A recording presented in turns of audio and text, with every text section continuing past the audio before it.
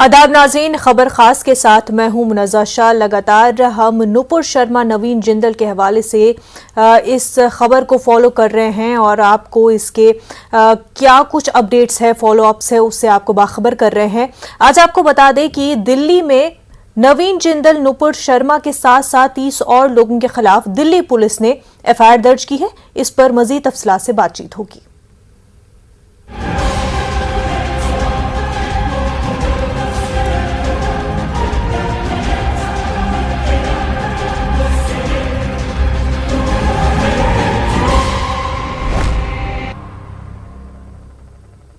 नुपुर शर्मा और नवीन जिंदल के कमेंट्स आने के बाद हालांकि उन्होंने अपने कमेंट्स को वापस भी ले लिया, माफी भी मांगी गई, पार्टी ने कार्रवाई भी कर दी, लेकिन उसके बाद लगातार उनकी गिरफ्तारी के हवाले से मुतालबा किया जा रहा है, प्रोटेस्ट किए जा रहे हैं, ऑपोजिशन लगातार मांग करती आ रही है उनकी गिरफ्तारी की। इस बीच आपको बता दें दिल्ली पुलिस ने एफआईआर दर्ज की है, लेकिन एफआईआर जो है दर्ज 30 मजीद लोगों के खिलाफ दर्ज की गई है।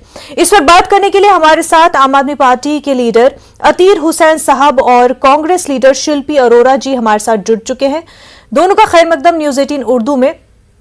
सबसे पहले शिल्पी जी, मांग लगातार की जा रही थी कि नुपुर शर्मा जिन्होंने नेशनल टेलीविजन पर आकर इस तरह का बयान दिया है, जिनके खिलाफ सबूत है, उनको अरेस्ट किया जाए, लेकिन कार्रवाई होती है तो फिर एफआईआर दर्ज होती है न सिर्फ नुपुर शर्मा, नवीन जिंदल के खिलाफ, बल्कि उसमें और लोगों को जोड़ा जाता है।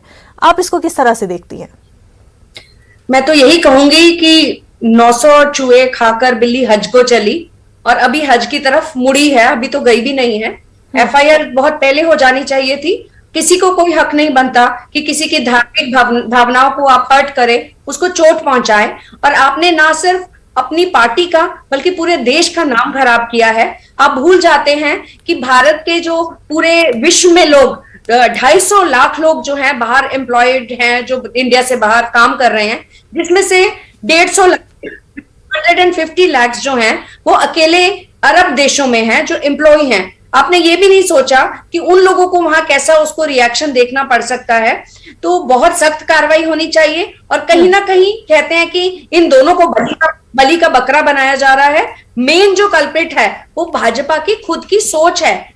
उन्होंने क्यों किया ये? बड़े नेताओं ने भी किया है। ये कोई पहली बार स्टेटमेंट नहीं आई है, ये तो स्टेटमेंट थी, लेकिन इस तरीके की स्टेटमेंट पहले भी आती रही है, चाहे वो योगी आदित्यनाथ हो, चाहे वो अनुराग हो, चाहे उनके परवेश सिंह हो, दिल्ली में परवेश साहब सिंह हो। तरह तरह की स्टेटमेंट समय समय पर आती रही हैं। तो ये इस पार्टी की मानसिकता दिखाता है और वो ये समझ नहीं रहे हैं कि पूरे विश्व में भारत की छवि किस तरीके की होती जा रही है और किस तरीके का मैसेज जा रहा है। क्योंकि आप धार्मिक भावनाओं को भड़काने का काम कर रहे हैं। आप जो माइनॉरिटीज हैं, जो दबे कुचले वर्ग हैं, उनको कहीं ना कहीं आप नेग्लेक्ट करने का काम कर रहे हैं।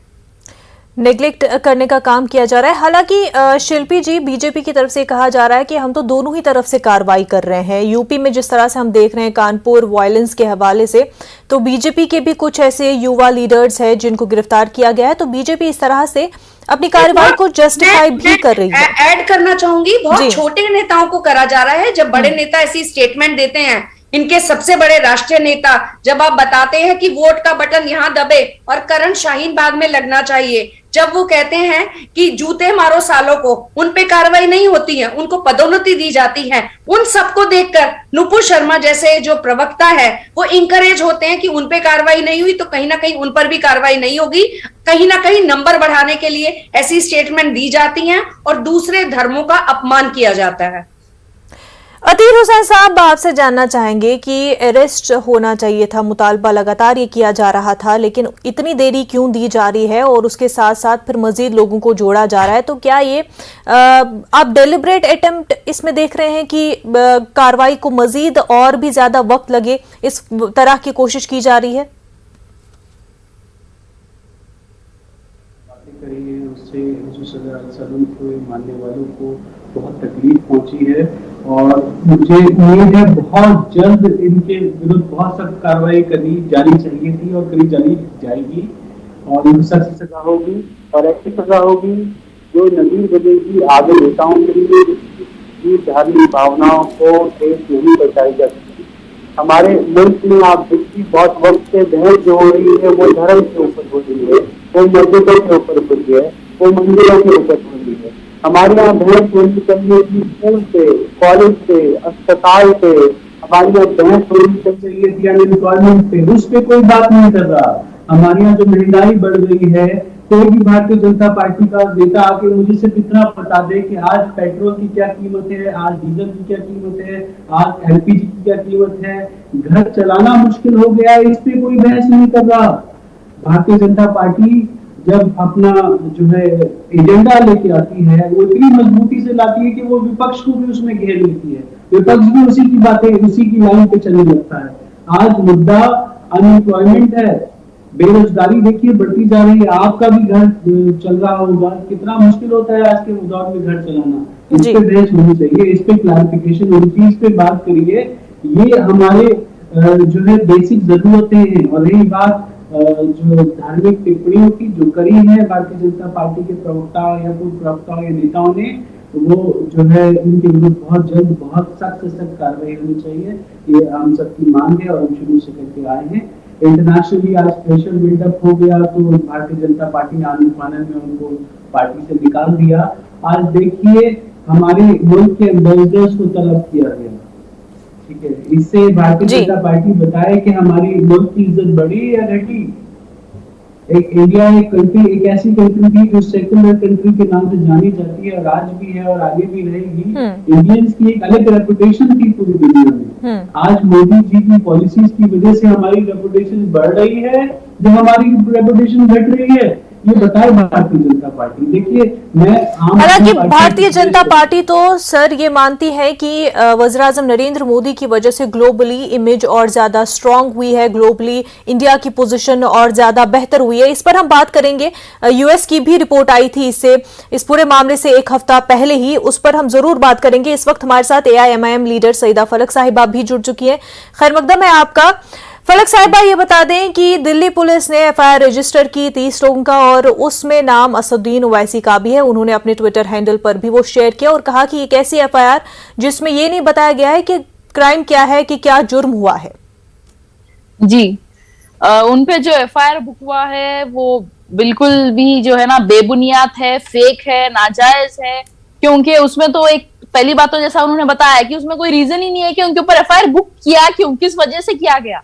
वो जाहिर सी बात यह है कि जो नरसिंह आनंद है, जिन्होंने मुसलमानों का जीनोसाइड निकालने की बात की थी और इतने मतलब नाजायज बातें की थी मुसलमानों के खिलाफ, मुसलमानों के ताल्लुक से इतनी हेट स्पीच दी थी, उनके साथ असदुद्दीन ओवैसी साहब को अगर बुक करेंगे तो ये मतलब मुझे तो एफआईआर का तो मजाक बना दिया जा रहा है भाई। वो तो गवर्नमेंट को क्रिटिसाइज कर रहे हैं, कंप्लेंट कर रहे हैं, जो माइनॉरिटीज पे जुल्म हो रहा है उसके खिलाफ बोल रहे हैं, और आप उनपे एफआईआर बुक करेंगे, वो भी नरसिंह आनंद के साथ, ऐसे हेट मॉन्गर के साथ असदुद्दीन ओवैसी साहब के ऊपर एफआईआर बुक होना बहुत ही अफसोस की बात है। पहले तो आप नुपुर शर्मा को अरेस्ट करो, नुपुर शर्मा को अरेस्ट करने के बजाय इनपे इल्जाम, उनपे इल्जाम, इनपे एफआईआर, उनपे एफआईआर। भाई ये माइंड डाइवर्ट क्यों करे, ये टॉपिक को डाइवर्ट किया जा रहा है। भाई सबसे पहले तो इतनी इंटरनेशनल बेइज्जती हो रही है पूरे वर्ल्ड में, जो है अरब कंट्रीज है, बहुत सारे कंट्रीज है जो इंडिया को बॉयकॉट कर रहे हैं, इंडियन प्रोडक्ट्स को बॉयकॉट कर रहे हैं, वहां के वर्कर्स को निकाल रहे हैं, इतनी हमारी बेइज्जती हो रही है पूरे वर्ल्ड में। और आप सबसे पहले जो चाहिए आपको कि नुपुर शर्मा को अरेस्ट करें, उनको कड़ी से कड़ी सजा दे। ये डाइवर्ट करने के लिए इतनी सारी चीजें क्यों ला रहे हैं भाई? एक्शन क्यों नहीं लिया जा रहा? नुपुर शर्मा पे एफआईआर बुक तो हुआ, लेकिन एक्शन कब लेंगे? तो आप वैसे तो उन्होंने 8 दिन लगा दिए उनको सस्पेंड करने, लेकिन वही बीजेपी का या फिर जो ये एफआईआर दर्ज की गई है, ये भी कहा गया है कि क्योंकि लोगों को एक तरह से भड़काने का काम, लोगों में गुस्सा दिलाने का काम स्पीच के जरिए होता है या सोशल मीडिया के ट्वीट्स के जरिए किया जाता है। लोगों को भड़काने के काम होते हैं या हेट स्पीचेस के काम होते हैं, पूरे बीजेपी की तरफ से, बीजेपी पार्टी की तरफ से होते हैं। उनके सभी लीडर्स या फिर होने वाले लीडर्स जिसको सीट चाहिए होती है, राज्यसभा सीट या लोकसभा सीट या एमएलए सीट, वो ऐसे स्पीचेस देते हैं ताकि अपने लीडर्स में उनका एक इमेज बने। तो सारे हेट स्पीचेस सिर्फ बीजेपी की तरफ से आते हैं। असदुद्दीन ओवैसी साहब जो है वो देश को जोड़ने की बातें करते हैं, संविधान की बात करते हैं, संविधान के हिसाब से जाते हैं। हमारे साथ इस सिर्फ वक्त पॉलिटिकल एनालिस्ट मोहम्मद अमीन साहब भी जुड़ चुके हैं। खैर मकदम है आपका। अमीन साहब, ये बता दें जो एफआईआर दर्ज हुई है जिसमें असदुद्दीन ओवैसी का भी नाम है, नुपुर शर्मा और जी नुपुर शर्मा और नवीन जिंदल के साथ तो असदुद्दीन ओवैसी का भी नाम दर्ज हुआ है, क्या ये डाइवर्ट करने का मामला है? आप इस पूरी कार्रवाई को किस तरह से देखते हैं? नहीं मैडम, देखिए जहां तक सवाल बीजेपी का है तो बीजेपी ने तो अपना एक्शन ले लिया, उनको निकाल दिया टेने के तहत जो उनका कॉन्स्टिट्यूशन है बीजेपी पार्टी का। और जहां तक सवाल है कानूनी कार्रवाई का, तो कानूनी कार्रवाई की लोग मांग भी कर रहे थे कि उनके खिलाफ एफआईआर होनी चाहिए, तो एफआईआर भी हो गई। अभी तो कानून अपना काम करेगा। बहुत वक्त लग गया एफआईआर दर्ज करने में भी और मांग की जा रही थी कि गिरफ्तारी अब हो जानी चाहिए इस मामले में। सरकार के पास और सर्टेन प्रोसीजर होते हैं और उनको फॉलो करके किया गया, लेकिन जो बात हो चुकी उसको सरकार ने भी कंडेम कर दिया। आई थिंक पार्टी ने भी सबको टाइट किया है और कहा है कि इस तरह की बयानात नहीं देने चाहिए। आपने देखा है श्री अरुण सिंह है उनके महामंत्री बीजेपी मेन पार्टी के, तो नड्डा जी के आदेश पर उन्होंने इस बात को एक्शन लिया और उसमें श्री पाठक है, ओम पाठक रिटायर्ड आईएएस ऑफिसर, वो डिसिप्लिनरी एक्शन के वो कमेटी के हेड हैं, उन्होंने तो उनको निकाल दिया नवीन जिंदल को। और दूसरी बात सवाल है कि मैडम नुपुर शर्मा का, तो उनको जो है उन्होंने शोकाज नोटिस दिया था और उसके बाद उनको भी शायद निकालने की कार्रवाई हो जाएगी। अब सवाल इस बात का है कि रातों रात तो एक साथ काम नहीं हो सकता है जहां पर कॉन्स्टिट्यूशन है। अब बात उन्होंने की है वो नाजायज है, जायज तो बात थी नहीं, उसको सभी ने कंडेम किया, बीजेपी ने भी किया, ऐसा नहीं है। जहां तक सरकार का सवाल है, कहेंगे आपकी बीजेपी की सरकार है, तो विदेश मंत्रालय ने भी इस बात को सीरियस लिया। हाँ बिल्कुल सर, सीरियस लिया गया, लेकिन जब अरब ममालिक ने इसका नोटिस लिया, दूसरी बात ये आप बोल रहे हैं कि कार्रवाई में वक्त लगता है। आपको कानपुर वायलेंस के मामले में तो मालूम ही होगा कि वायलेंस हुई और तुरंत रफ्तार से कार्रवाई भी हुई और अभी 55 लोग जो है गिरफ्तार किए जा चुके हैं। जब एक मामले में बिल्डोजर कार्रवाई भी तुरंत रफ्तार से हो सकती है तो दूसरे मामले में क्यों नहीं? देखिए वो उत्तर प्रदेश का मामला है, कानपुर का, ठीक है, लोगों के सेंटीमेंट जुड़े हुए हैं, सारे मुसलमानों के, मैं भी मुसलमान हूं, ऐसा नहीं है। लेकिन जो बात अब हो चुकी उसको तो कंडेम किया गया है, चाहे विदेश मंत्रालय ने किया हो या उनकी पार्टी ने किया हो। इस तरीके से तो अब क्या किया जाए इसका हल, सिवाय उनसे माफी मांगना। और उनको अगर एफआईआर हुई है तो अगर जेल जाना बनता है तो उनका जेल जाना, उसके बाद जो है हमारी जो जुडिशरी है वो जो भी डिसाइड करेगी वो इन लोगों के खिलाफ एक्शन लिया जाएगा। ये किसी के हाथ में तो है नहीं मैडम, अब कहे हो गया तो हो गया, जैसे तीर है निकल गया, तो बाण से तीर निकल गया तो निकल गया। सर ऐसे तो फिर हर कोई जो जुर्म करेगा, क्योंकि कॉन्स्टिट्यूशन के अकॉर्डिंग तो ये जुर्म है, ऐसे में तो फिर हर कोई जुर्म करेगा, वो कहेगा तो हो तो गया, अब क्या किया जा सकता है, माफी मांग लेते हैं। देखिए अब माफी मांगी जाए, मतलब अब क्या चाहते हैं, क्या इससे क्या होगा? जो चीज हो चुकी और उसको सभी ने कंडेम किया, चाहे पार्टी ने किया हो चाहे विदेश मंत्रालय ने किया हो, जो उनके एक्शन लिया गया पार्टी में, उन्होंने एक्शन ले लिया।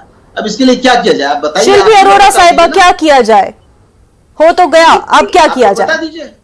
बड़ी बड़ी हैरानी की बात है, ये साहिबान भाजपा के प्रवक्ता के रूप में बात कर रहे हैं। मतलब इतना बड़ा देश की बेइज्जती हो गई, इतना बड़ा जो खाड़ी के देशों में और सारे देशों में उपराष्ट्रपति का डिनर कैंसिल, उनके सम्मान में किया जाने वाला डिनर कैंसिल हो रहा है। इतना सीरियस मुद्दे पर हो गया नहीं होता। अगर यही काम किसी नॉन बीजेपी के जन ने किया होता, आम जना भी होता, नेता की तो बात अलग है, अब तक उसको जेल में डाल दिया जाता, उसके ऊपर देशद्रोह और दुनिया भर के मुकदमे बना दिए जाते। अपोजिशन लीडर आप एक नहीं तो कानपुर में बीजेपी के जो हजरत थे उन पे भी हुआ, बीजेपी वालों पे, ऐसा नहीं कि कानपुर में छोड़ दिया गया। तो आप स्मॉल फ्रैक्शन मतलब है नहीं, आप जो है आप बलि का बकरा बना रहे हैं कुछ नेताओं को। आप अपने भाजपा को अपना स्टैंड क्लियर करना चाहिए कि वो क्या चाहते हैं। उनकी मानसिकता में इस तरीके का धार्मिक देश फैलाना उनके डीएनए में है, उनके डीएनए में है। वो शमशान और कब्रिस्तान की बात करते हैं, वो 80% और 20% की बात करते हैं, वो बुलडोजर की बात करते हैं, वो गर्मी निकालने की बात करते हैं। उनको अपना स्टैंड भी क्लियर करने की जरूरत है कि क्या वो सहमत थे। क्यों नुपुर शर्मा कह रही थी कि मुझे प्रधानमंत्री और होम मिनिस्टर का पेटर्नेज है, मुझे उनका समर्थन प्राप्त है, इसका जवाब भी दिया जाना चाहिए। अब क्यों नहीं बच गई वो? मुझे जवाब दीजिए कि नुपुर शर्मा क्यों नहीं बच गई? अब क्यों नहीं जिंदल साहब बच गए? जब प्राइम मिनिस्टर ने उनको सपोर्ट किया था, क्यों निकाल दिया गया पार्टी से? आज रूलिंग पार्टी है, दुनिया के सबसे बड़ी पार्टी से निकाला है। अगर किसी और ने किया होता तो आप अब तक तो क्या हो चुका होता। फॉरेन फलक साहिबा लगातार बीजेपी की तरफ से भी ये बात सामने आती है कि कार्रवाई तो हो रही है और हमारे खुद के जो बीजेपी लीडर्स या वर्कर्स हैं वो भी कार्रवाई से बच नहीं रहे हैं और जो कार्रवाई का हवाला दिया जा रहा है वो यूपी कानपुर के हवाले से दिया जा रहा है कि वहां पे भी तो लीडर्स को, जो लोकल लीडर्स हैं उनको गिरफ्तार किया जा रहा है। तो क्या समझती हैं आप कि क्या रुख बदल रहा है? क्या बीजेपी जो है अपने वर्कर्स, अपने लीडर्स को एक तरह से क्लियर कट इंस्ट्रक्शंस भेज रहे हैं कि अब इस तरह की हेट स्पीच नहीं चलेगी? देखिए, अब तक तो इतने हेट स्पीचेस दे दिए, जो करना था वो कर दिए और बड़ी शान से बोल रही है जो हो गया उसे क्या, उसका क्या कर सकते हैं, कार्रवाई तो हो रही है। ये बहुत ही अफसोस की बात है कि फलक साहिबा आप तक आवाज पहुंच पा रही है? उनसे राब्ता बनाने की कोशिश करेंगे। जी फलक साहिबा, आप अपनी बात मुकम्मल कर ले। आपकी वीडियो का ऑडियो म्यूट है फलक साहिबा, उन्हें ऑन कर दीजिए।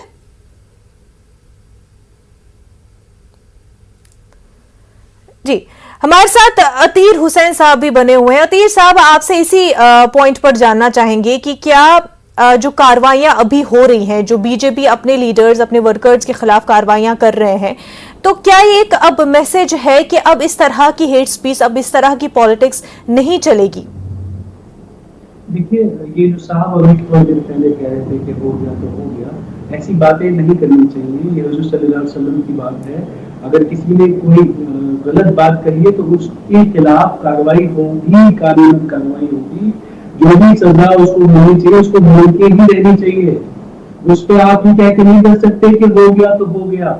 ऐसी सजा होगी कानून के हिसाब से कि वो नजदीक बनेगी आगे लोगों के लिए कि इस तरीके की भाषा का कभी कोई इस्तेमाल ना करे सियासत में।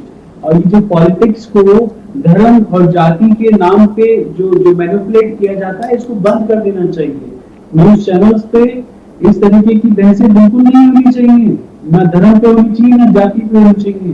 ये डेवलप कंट्री, हम डेवलपिंग कंट्री है, 50 साल से डेवलपिंग कंट्री है, कब डेवलप बनेंगे इस पे बहस होनी चाहिए। हमारे आगे कंट्री की फॉरेन पॉलिसी क्या होगी, इस पे बहस होनी चाहिए। हमने क्या डेवलपमेंट किया, इस पे बहस होनी चाहिए। धर्म पे बहस कैसे हो रही है, क्यों हो रही है, कौन इसको अप्रिशिएट कर रहा है? आप बताइए। जिस तरीके की बातें जो है पिछले कुछ महीनों में या साल में सुनने में आई हैं, इससे तो हमारी जो कंट्री की जो छवि है वो बिल्कुल बदलती जा रही है।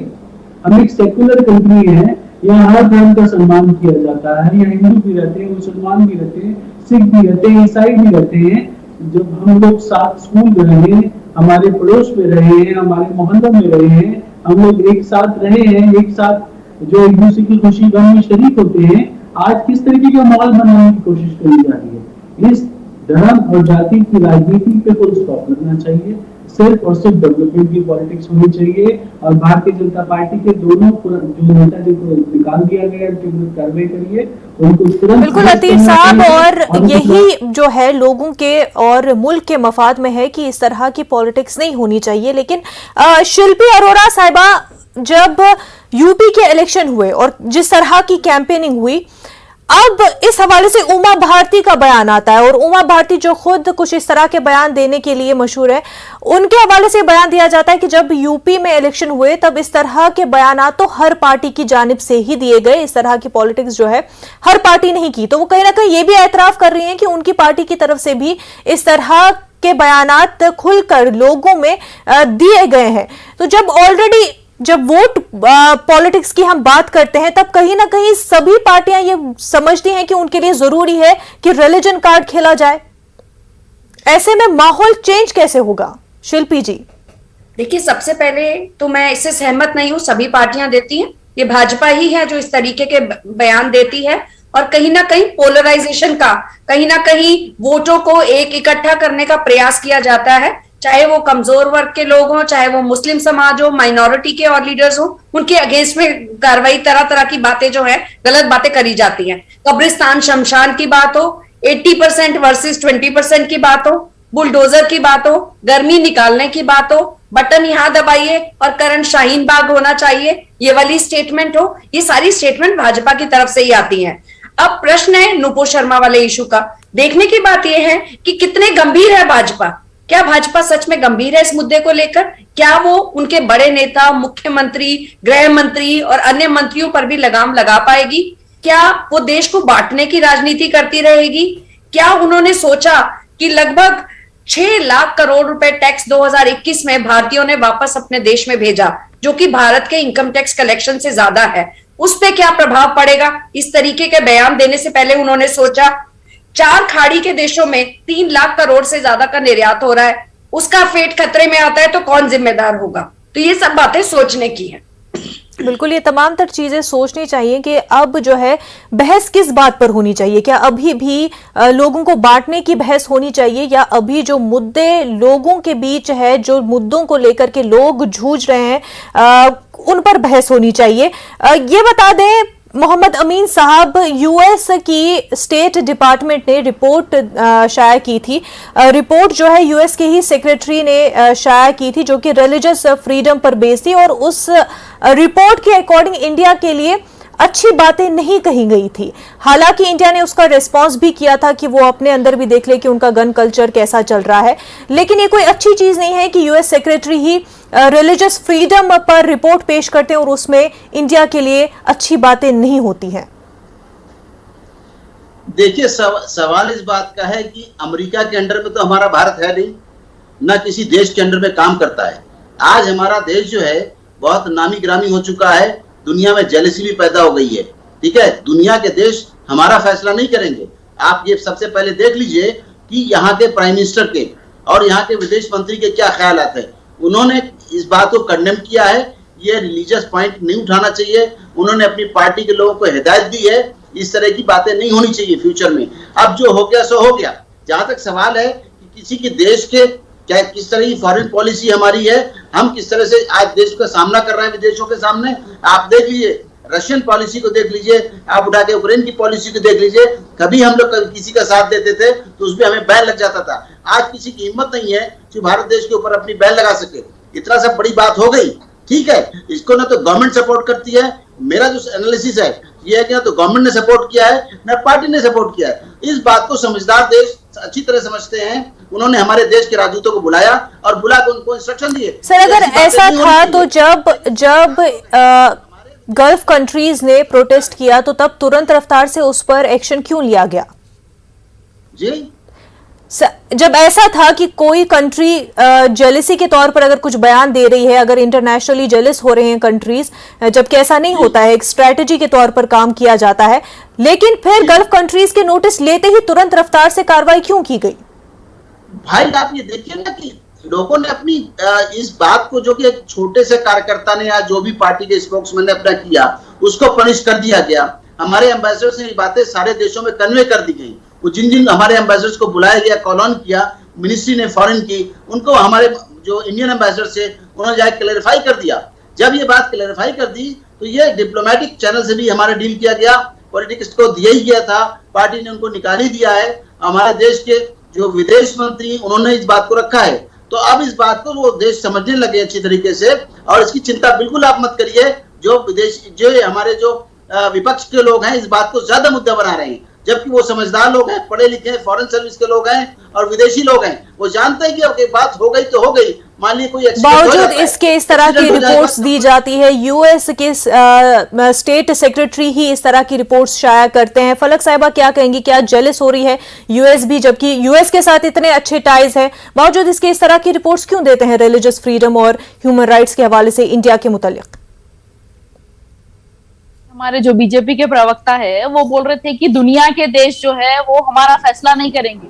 बिल्कुल सही बात है भाई, दूसरे देशों को हमारे देश में धक्कन नहीं देना चाहिए या वो फैसला नहीं करेंगे। हमें भी उनसे कोई लेना देना नहीं है, हिंदुस्तान के मुसलमानों को। लेकिन आप लोगों को ये बात पता होनी चाहिए कि जो हमारे नबी है वो सिर्फ हिंदुस्तान के मुसलमानों के नबी नहीं है, सारी दुनिया के मुसलमानों के 121 करोड़ मुसलमानों के नबी है। तो उनके लिए ये 121 करोड़ मुसलमानों की जान भी खुर्बान है।